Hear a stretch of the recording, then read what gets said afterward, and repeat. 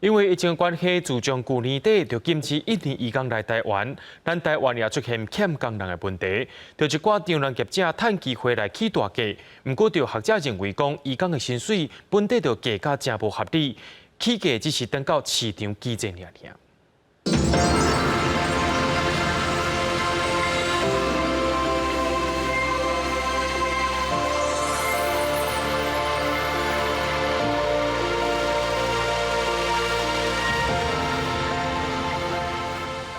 现在因为国境被冻结的关系呢，所以说其实有很多雇主，像红色这边，他其实都已经是不候等待，已经往生或者是住到安养院去了。几面资料拢是雇主等咧找印尼移工。我正在摆在米单上面1年了，我要马上去台湾。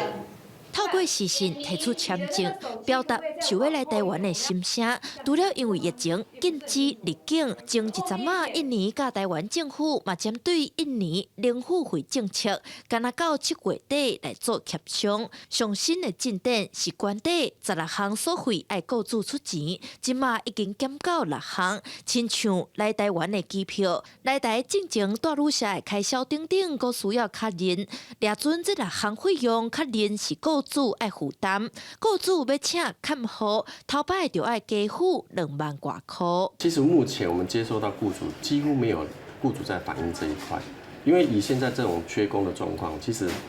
大家看重的还是有没有人。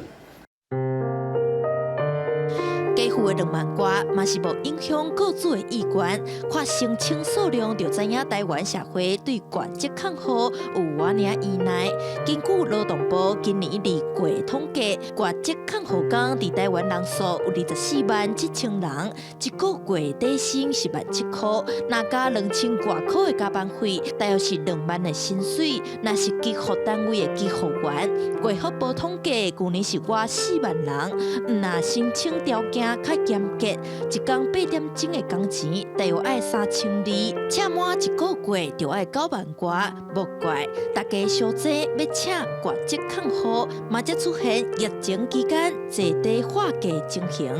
我们一直讲，没有好的劳工，没有好的照顾品质，没有好的劳动条件，就不会有好的照顾品质，那就没有照顾正义可言。纵使没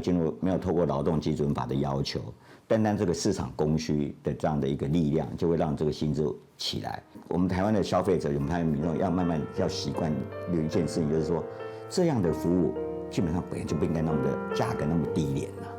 学者指出，英国雇主认为原职看好是小不断我的心态需要来改变。新冠肺炎的疫情就那亲像一面镜，照出来是长期以来移工薪水无合理的情形。记者林雅文、曾派文、谢桂林台北报道。